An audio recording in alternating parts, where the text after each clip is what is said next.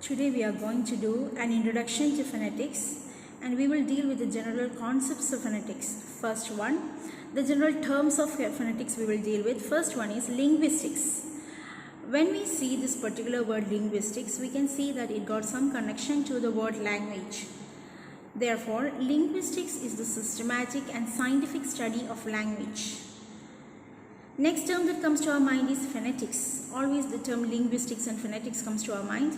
So linguistic is the systematic and scientific study of the language, and phonetics is just a branch of linguistics which deals with the medium of speech. It deals with the production, transmission and reception of speech sounds. Production means to produce, to make and to create the sounds of human speech. Transmission is how we pass one sound to the other, and reception is how the sounds are received.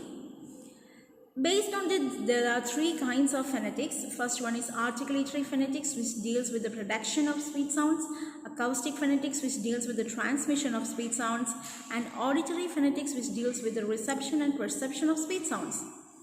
The air that we breathe out is modified into the speech sounds. So, since it is the air that we breathe out that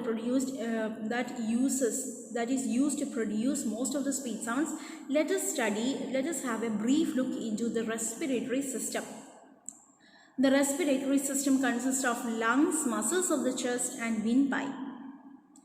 So, our lungs, there are small sac-like parts which are known as alveoli.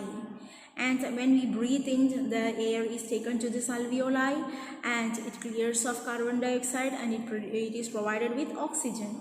So air is supplied to alveoli, these sacs, through the small tubes called bronchioles. This bronchioles comes together to form, there are many sac-like which is known as alveoli, and all these are connected by small tubes called bronchioles. All these bronchioles comes together to form two big tubes called bronchi. One is situated at the right and another one in the left. These bronchi join together to form trachea or windpipe. It is through this trachea that the air that we breathe passes through the throat into our lungs and outside. So respiration, when we are studying respiration, there are two processes that happen: taking outer air into the lungs, which is inspiration, and throwing out air from the lungs to the outer atmosphere, which is expiration. When the walls of the lungs contract, the air is pushed out. This air passes through the windpipe and it is utilized for the production of speech sounds, and we require an airstream or an energy to produce speech sounds. So we are going to study about airstream mechanism. The air that we breathe out from the lungs is the basis of the articulation of most of the speech sounds. Thus, the airstream mechanism that involves lung air is called pulmonic airstream mechanism. There are not only pulmonic airstream mechanism, there are two other airstream mechanisms as well, glottalic and velaric. So airstream mechanism is the energy that we require to produce speech sounds. So let us see each of these airstream mechanisms in detail. Pulmonic airstream mechanism consists of lungs and respiratory muscles. The walls of the lungs acts as the initiator. They are moved by the respiratory muscles so that air is drawn in and pushed out. When the airstream mechanism is used to push the air out, it is called aggressive. When it draws the air in, it is called ingressive. When we push the air out, it is aggressive. When we draw the air in, it is ingressive. And pulmonic airstream mechanism has both aggressive and ingressive. Next, we will study glottalic airstream mechanism. Glottalic airstream mechanism is all about our throat part. Like this area, Adam's apple area, we have got the epiglottis and the two vocal cords are facing inside. Okay, so the closed glottis. What do you mean by glottis? There are two vocal cords, I said, which is facing like this, two vocal cords.